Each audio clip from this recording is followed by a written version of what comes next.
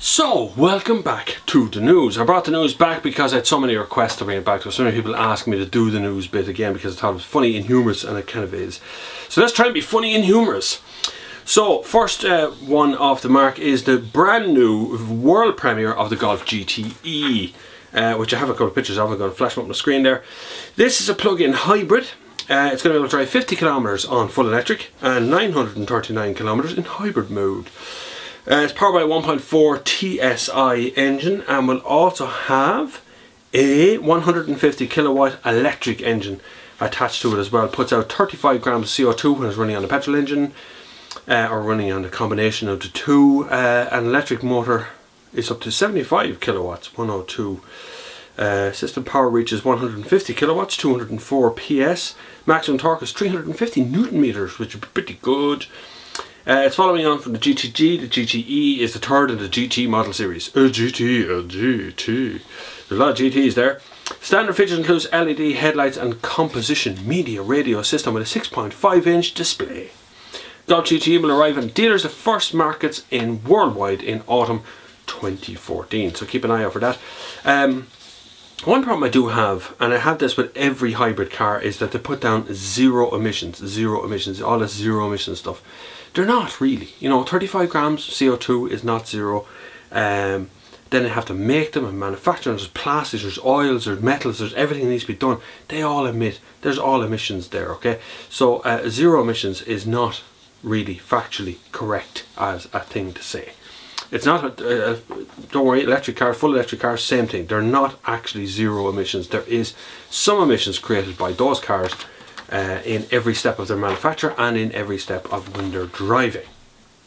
Now, I have to congratulate, moving on here, to Audi Athlone opens its doors to a brand new showroom. I'm delighted to say that Michael Moore Jr. is the dealer principal down in the Dublin Road in Athlone, and he's opening a €4.4 million investment in a state-of-the-art showroom.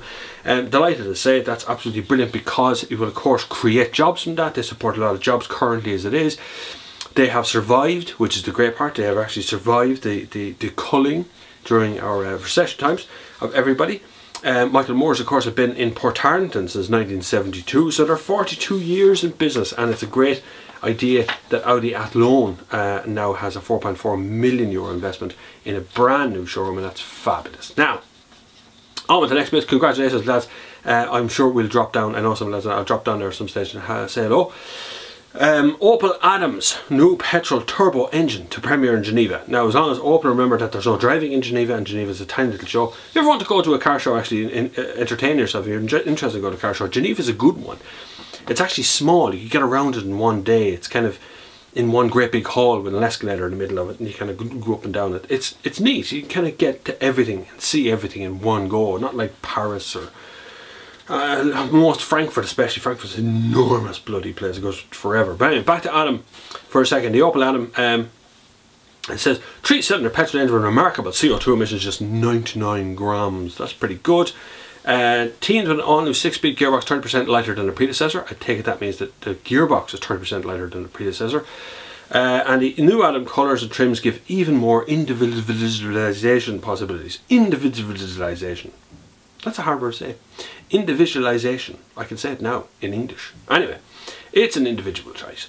Don't go too mad in the old individual stuff, because a lot of people won't pick a pink car with a starry interior and, you know, orange spokes when they're going to trade it in. But anyway, it's also going to be a 1 litre turbo petrol engine, two configurations of 90 horsepower or 115 horsepower, low-end torque of 166 newton meters from just 1800 RPM. Don't know much more about the engine. There's plenty here in this stuff. Ecotech direct turbo injection gives Adam combined fuel consumption as low as 4.3 litres per 100 kilometers, which means it probably won't be, more like 5.9. Most of these things they're usually way underpowered. But that is the Opel Adam. It is the Adam starts at $14,995 in your showroom, and it's available from opel.ie. Now, last little bit of news here. Peugeot relieves itself. No, Peugeot reveals the lineup for the 84th Geneva Motor Show. Believe it or not, they're going to bring 28 cars to the Geneva Motor Show, which means it's going to be a bloody big stand for Geneva. Actually, that'd be a really big stand for Geneva. But they'll be unveiling 2 new models, as along with the petrol and diesel engines on its 2,650 square metre stand at the 84th Geneva Motor Show. That is massive for Geneva because it's not a big hall. New Peugeot 108 will be one of them, and the other one will be the Peugeot 308 SW. That's the estate version of it, which would be actually a very clever car, because I quite like the Peugeot 308 itself. The 308 is a clever enough car. No shopping bag hooks in the boot. That's a bad thing. Bad, bad, bad, bad, bad. Stop that. Put shopping bag hooks in the boot. They're not just for shopping, they're for everything. They stop things rolling about the place in the boot. Anyway, the new blue HDI engine that puts blue stuff into the system meets the stringent Euro 6 emission levels and take Peugeot's stand. The latest model introduction to the Peugeot range will see the Lion brand celebrate its youngest ever range in history, and that is true.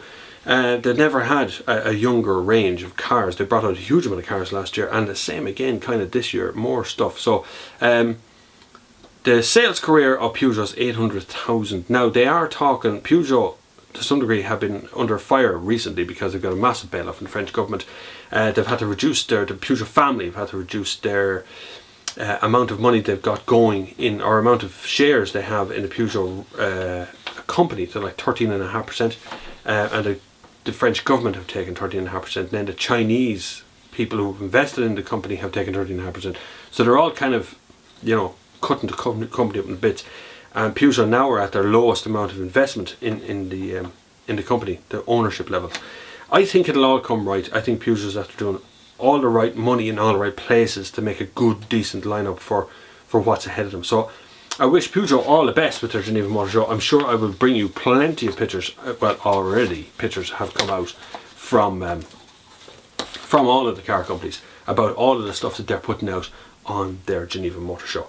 So hopefully you've enjoyed the news this week, and we will return with the news next Friday, and hopefully every single Friday from now on. So if you've got news, you've got interesting stuff, you've got comments to make, whatever it may be, email me to the usual stuff. Send it to Google+, send it to a comment down below on the YouTube page. Wherever you want to make your comment, make your comment, and I will try my best to get to every one of them. I can't get to them all, there are too many. There are hundreds and hundreds and hundreds of comments almost daily at this stage.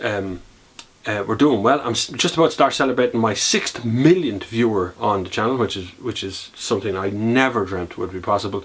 I didn't think there was that many of you out there that were into cars, for that matter. Currently ticking along at, I think it's about 250,000 a month or so people that actually watch, which is extraordinary for a small little YouTube channel that's hosted in the arse end of Ireland. And nothing but cars, really, about it, and a couple of gadgets and things. Anyway, if you've got cars, gadgets, used cars, something interesting, an interesting story, get in touch, and we'll try and get it onto the news segment as well. I'd love to bring it out and walk among you, so to speak, and take a video of you talking about something that you think is interesting. So get in touch with me. Other little local news, there's actually a show, a meet on this Sunday from the guys from the Irish Motoring Board that I'm with and I take part in. I'm going on to that. It's in Cork. It's in some random car park in Cork. It's kind of like cars and coffee on a Sunday.